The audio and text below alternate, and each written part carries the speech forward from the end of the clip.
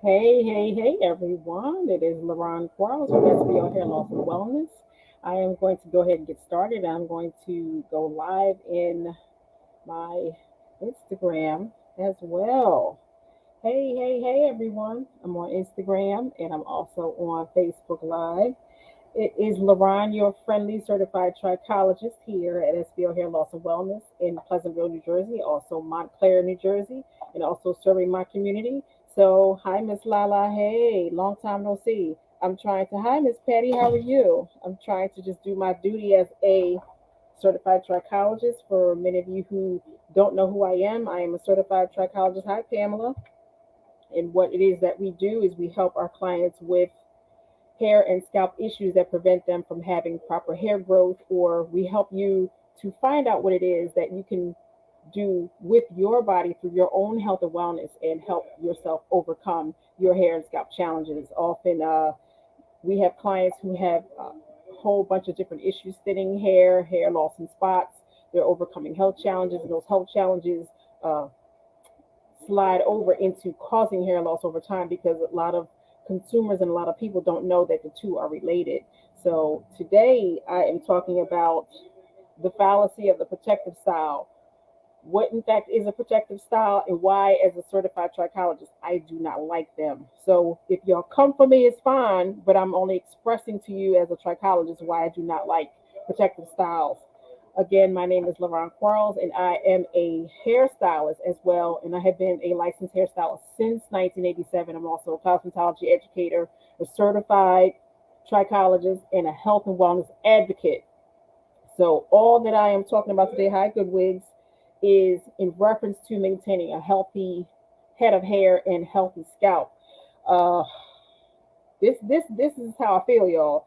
Now, I don't myself do too many protective styles, and when I do a sew in or some type of crochet style, I expect my clients and I tell them when they come that they need to take this out in 6 to 8 weeks.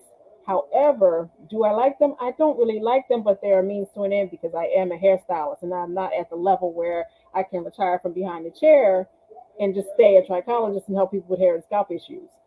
What happens is with some of my clients in the world. Some of you, when you have scalp issues, you can't wear protective styles. You're not protecting anything because when you have an issue, you have to maintain it. Hi, Trini Diva. When you have an issue, you have to do something about it. You have to work on it. You can't like let it go. No, that's not how it works. And I'm gonna give you a good example of what I mean by that in just a minute. Sometimes, hi BMY 2987.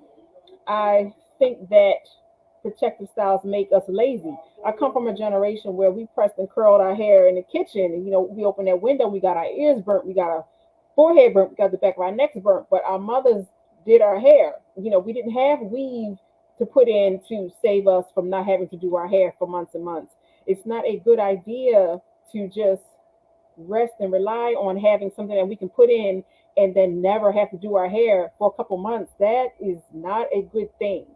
I am in the business of hair loss. I am in the business of helping my clients restore hair that has thinned, that has fallen out in the front, the nape, the middle. I'm in the business of helping my clients restore hair and finding out why they are losing hair to begin with. So I need for y'all to hear me out for just a few minutes. I feel like protective styles actually makes us lazy. I know we do not feel like sitting in a hair salon for 5, 6, 7, 8 hours. I do understand. I get it. Most of us want to get a style and we want it to last. I want my hair to last. I want this to last. Well, what does that in fact mean? You want to be able to get a style where you don't have to do it for 2 to 3 weeks or a month, 6 weeks, 8 weeks, 12 weeks. Is that what it is? I do understand. However, when you as a client are having hair and scalp challenges, dry scalp, flaky scalp, seborrhea dermatitis, pseudopelade, lichen planoplanaris, when you have issues like that, you cannot put something on your scalp, fix it and forget it. You absolutely cannot do that, and I'm going to share with you why. You cannot put these styles in and ride them till the wheels fall off, and I'm going to give you the trichological perspective as to why. A protective style is, in fact, a term that I received from Wikipedia is generally used with reference to afro textured hair, like myself, and it's a hairstyle that tucks away our natural hair and keeps it away from manipulation. So I understand what that means. When we are putting in protective styles, we're actually trying to prevent our hair from snapping, breaking off. We want it to grow out of a current look, and we want to kind of just put it away for a while so we don't look at it and get bored with that in between style, or we're covering up scalp issues and we can't seem to get them under control. You can't seem to get it under control because you don't know exactly what to do. So I have a few reasons why I don't care for them. Now, as a trichologist, I am all ears. I am all open for my clients maintaining their hair and scalp on any level. I once, as a beauty professional, before I got into trichology, I apologize, I'm sorry, had a client tell me they came in with a bottle of ketoconazole, and then they also had a product that the dermatologist gave them to put onto their scalp because they were having some itching and dry scalp challenges. The product that I was using back then, I'm not sure of the wrap product that I was using. It probably wasn't Nairobi because I started Nairobi within the last 4 to 5 years. But my client kept having an itchy and flaky scalp. So it was something that I kept putting on weekly because she came into the salon weekly to have her hair maintained. Everything that I put into her hair, Hot Delicious, it kept causing her to have massive flakes. So the dermatologist gave her a steroid. And he told her something that stuck with me. And I didn't understand it, but I understand it now in hindsight. The dermatologist said you need to stop going to the hairdresser because whatever she's using is causing you an allergic reaction. He also told her you need to shampoo your hair every day. Now, we as African Americans, people with Afro textured, kinky hair, if we have a little bit of melanin, it causes our hair to be a little bit coiled. A lot of us usually don't shampoo our hair every day. That's just not something we do. When I look back at that conversation I had with that client, it got me thinking, as I never forgot that. And as a trichologist, I would have more and more clients come in from a dermatologist because no one knew to go to a trichologist as well to help them with their issues. My clients would come in from the dermatologist would say, you have to shampoo more. You got to take that relaxer out. You can't put these chemicals in your hair. Most of that I agree with, but the shampooing part, that stuck with me. The relaxing and all that, maybe not so much because sometimes we need to do it as a means to an end to control our hair and to make our hair lay down and to make it better and more manageable at home. But I do understand the dermatologist's point, and I'm going to get to that in just a second.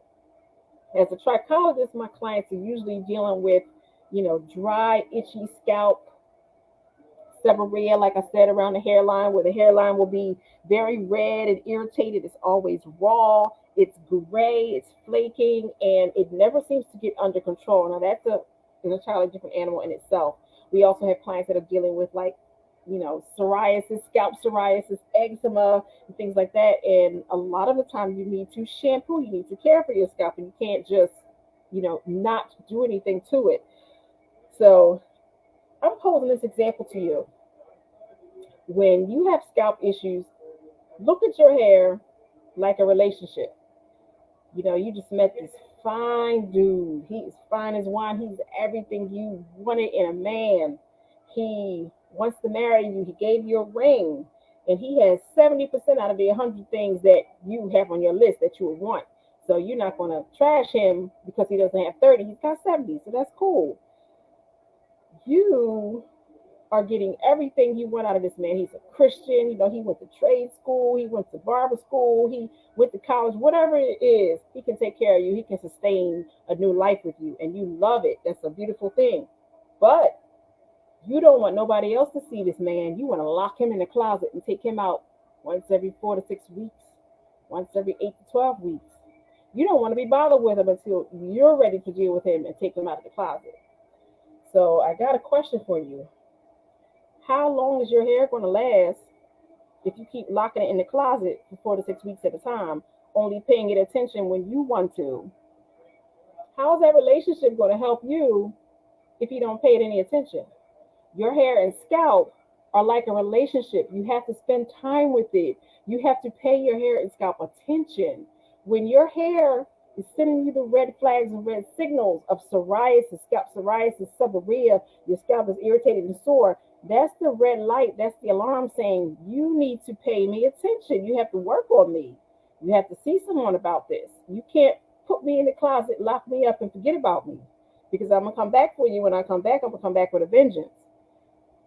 What I mean by that is I deal with a lot of women who go through a cycle of inflammation, namely scarring inflammation, scarring alopecia.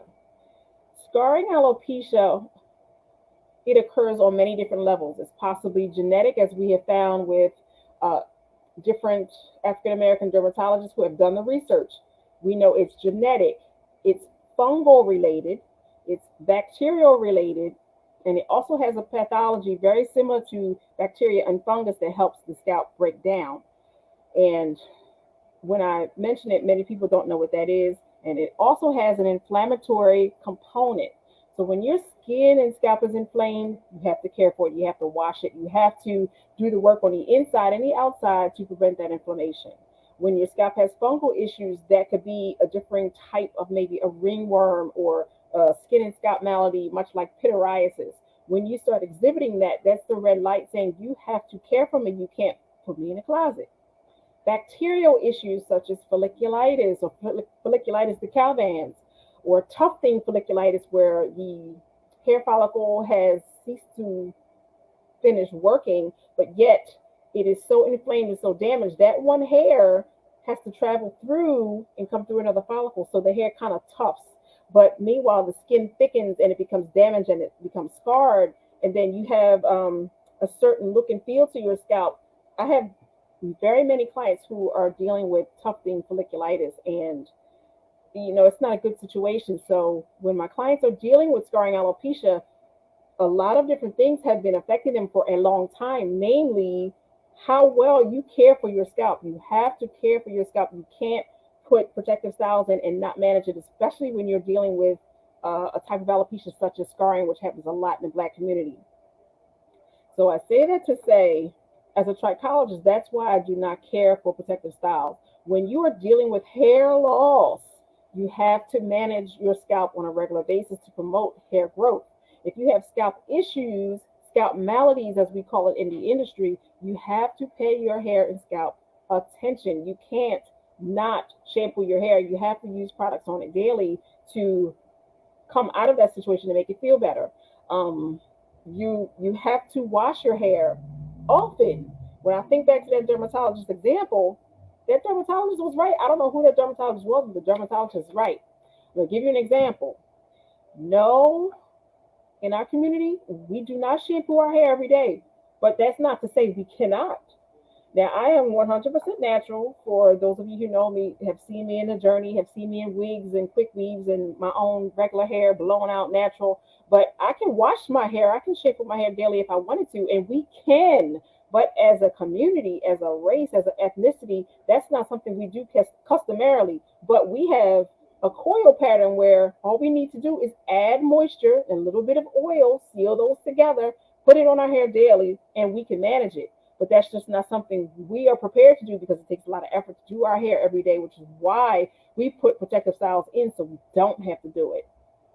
So this is my humble plea, because I'm catching many of you 5 years, 10 years, 15 years too late, and y'all come to me and say, oh, I want to grow my hair back, but I have this spot. I have my edges are gone. That's because we have let some of this stuff go for years when you have to tackle it immediately. The longer you wait, if there are still follicles that are active, we can help you restore your hair, but you need to start paying attention to that stuff early, which is why I put all these videos on and I'm sharing things with you from a sister perspective, because I am your sister, and no one is going to advocate for Black women other than Black women. I'm a Black woman and I'm advocating for all of my sisters. Stop doing this to yourself. Stop doing this to your hair, because if you think by not putting hair color in and not putting a relaxer in that you're going to save anything, no, you're not going to save anything, because you need to do the work overall. Just by ceasing to put a chemical surface on your hair is not the whole answer. That may be 2% of the answer. You got 98% of work that you still have to do. Shampooing, caring for your scalp, using topical products, making sure you're moisturizing it, making sure you're shampooing it, making sure you're getting enough anti-inflammatories, vitamins, minerals, iron. You have got to do the work. You got to do the work, everybody. Okay, you can't call us, see us, and then expect us to give you a magical drop that you're going to use for 2 days, and now you got 2 feet of hair. No, ma'am. So I beg you, when you consider wearing a protective style, what in fact are you protecting? Are you protecting your hair and scalp? Really? Because when you're dealing with hair loss and scalp issues, a protective style is not the cure. It's not the cure. I only recommend a protective style when you do not have any flaking, bumps, redness, scaling. You don't have anything oozing. And yes, I say oozing. I got a lot of people that have a situation called pityriasis alba. Pityriasis, pityriasis amiantaceae. Look it up on Google, everybody, where your scalp actually weeps and pus oozes. It's a scalp malady that I see so often, and people are just so used to dealing with it that they don't even think about it. But no, this is not the thing. When you have a scalp malady or scalp issue or hair loss, a protective style is not a good choice for you. Try to get your hairstylist or try to get someone to fashion you some type of unit or system that you can take on and off every day, braid your hair, but you must shampoo your hair and care for your scalp. If you need anything from me, our website is hairlosscenternj.com. You can find all sorts of anti-inflammatory shampoos, dandruff shampoos, antibacterial shampoos, hair growth shampoos, any kind of topical, anything that you need, we have for you. So I want to say this lastly. If you wash your face every day when you get up in the morning, because you get the little sleep in your eyes, if you take a shower every day because, it's summertime, you've been, running around, working, sweating, your body gets cleansed every day, your face gets cleansed every day. Why is your scalp only getting shampooed once every 4 to 6 weeks or when you take out a weave? I'll wait. Okay, so I need y'all to talk to me and tell me something because, as a certified trichologist, a health and wellness specialist, a holistic practitioner, this is not the thing to do. So when you're dealing with hair loss and thinning, you have to pay attention. So that's my private prayer for all of y'all today who are listening to me and on StreamYard for Facebook, YouTube, and Instagram. So I just want to share with you when you are wearing these protective styles and you do not take them out and manage them properly, let me tell you what's on your scalp every day. You have sweat, and that's all of the food you've been eating running through your body, causing your hair and scalp to smell. You have sweat that's laying on your scalp. What's composed of sweat? Water, sebum, urea, all that is just laying on your scalp. Now, when you do not shampoo your hair, all of this is laying and it's just impacted. And it's just sitting there laying on your scalp. All of this, along with cigarette smoke and medication, all of that is just laying right on your scalp. And it prevents your hair from growing properly. You also have all this edge gel. Everybody want to braid up everybody's hair with edge gel and then put something else on top of it. Y'all killing me. Y'all really killing me. As a hairstylist, I get it. But y'all killing me as a trichologist. Because when I try to share this with you, then all I get is no, that's not it. That's not it. It's that Dominican blow dry I had 20 years ago that caused my hair to fall out. I don't think so. So I just need for you all to just pay yourself attention and treat your hair and scalp better. I'm going to include one of my viewers in my Instagram here. Give me 1 second.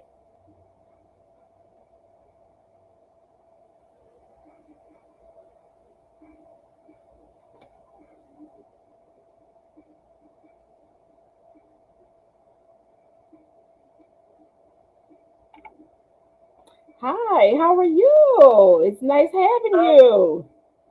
I'm fine. How are you doing? And I thank you am very much. fine. I'm your humble servant. What can I do for you today? I asked for about a week or two ago. And to let you know, I am very intrigued by everything that you talk about because I have suffered from hair loss now for quite some time. The front of my hair is gone, which is probably from braids and wigs and weaves, what have you. But also, I have rheumatoid arthritis and I have gray, and I'm almost taking about 15 to 16 pills a day for everything that's going on with me. And I have to be quite honest, this hair loss is embarrassing to me. Even to the point where when I see myself in the mirror, I break down in tears. You know, I don't feel attracted at all. What happened? And my oldest daughter was shocked because I told her my husband has never seen me without my wig. She said, "Ma, are you serious?" I said, "Yes, I am." I said, "Those are my personal tools." So it's like I bought my options.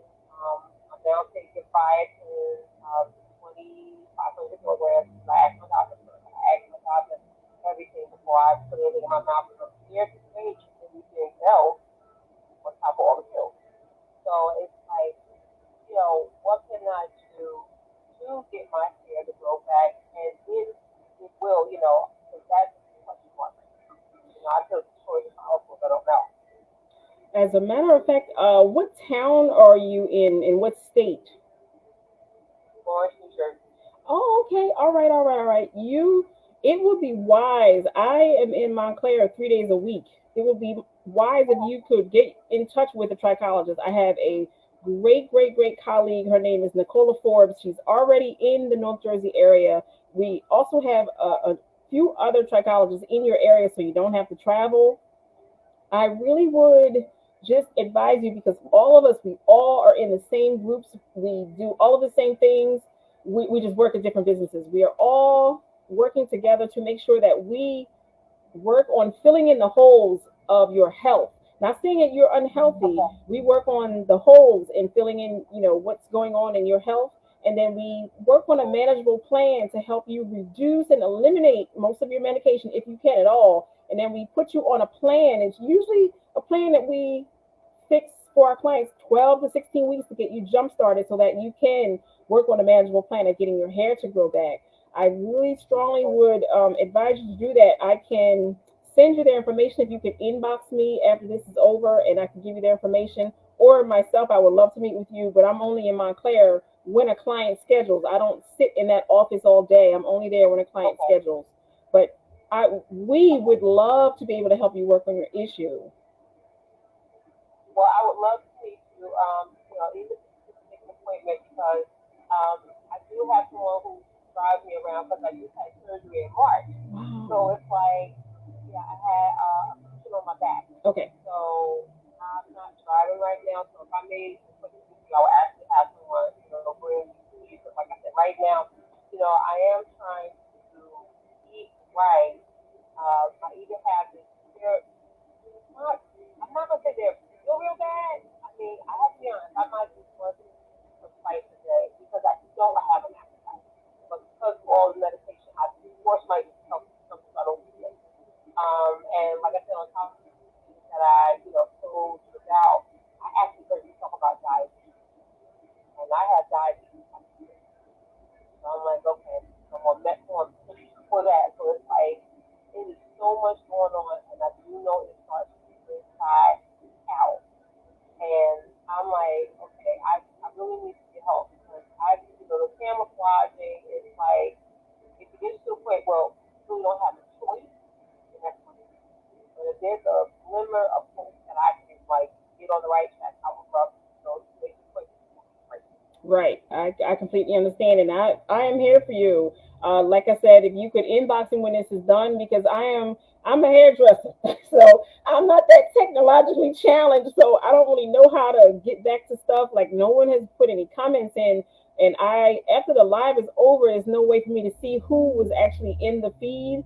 the video post to my right. page, but I don't get to see who's in the feed. So you're gonna have to inbox me, then I can send you the information. Whether it's me or some of my colleagues in North Jersey, we'll be more than happy to assist you. Great. Thank you so much. I really appreciate that. I really Hmm. do. Yes, ma'am. Like I said, I just want to get an idea of like where I stand. Because just to give you a heads up, I did go to a dermatologist a long time ago, and he didn't test, anything in regards to like what have you. He started giving me steroid injections in my scalp. And I had a beautician who actually said to me, she was like, well, how does he know that's exactly what you need? He should have, tested that, to be sure, not just keep charging you all this money to come, give these injections and it's not doing anything right, because it didn't do anything. Right, right, and I do understand.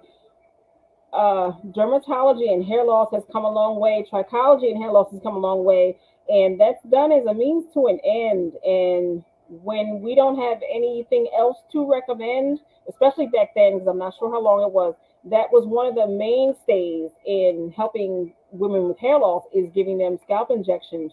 And it's not that I can apologize for what it is that they're doing. Not every dermatologist is as equipped to handle, African American or women of color's hair loss Right. as they are today. There are much more today that are able to help you, but probably not as much maybe 10 years ago because it's increasing the amount of hair loss that's occurring Yeah. among our people. So dermatologists, they're forced to deal with this now. But then there's still a whole lot that just will not probably invest in it because there's just no money in it for them.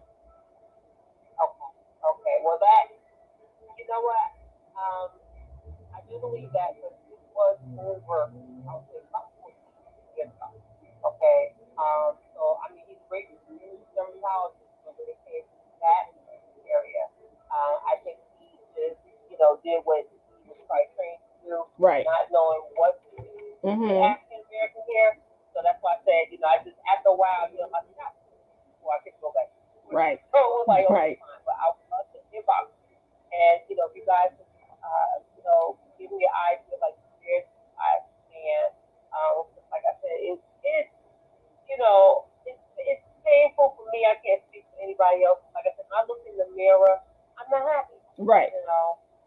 So I want to at least get an answer like, okay, this is what you can do, or if we get to the point like, okay, it's a lot of damage done, but if this is what you like to wear, camouflage, or what have you, okay, I found that answer. Okay, so that's technically what I'm looking for.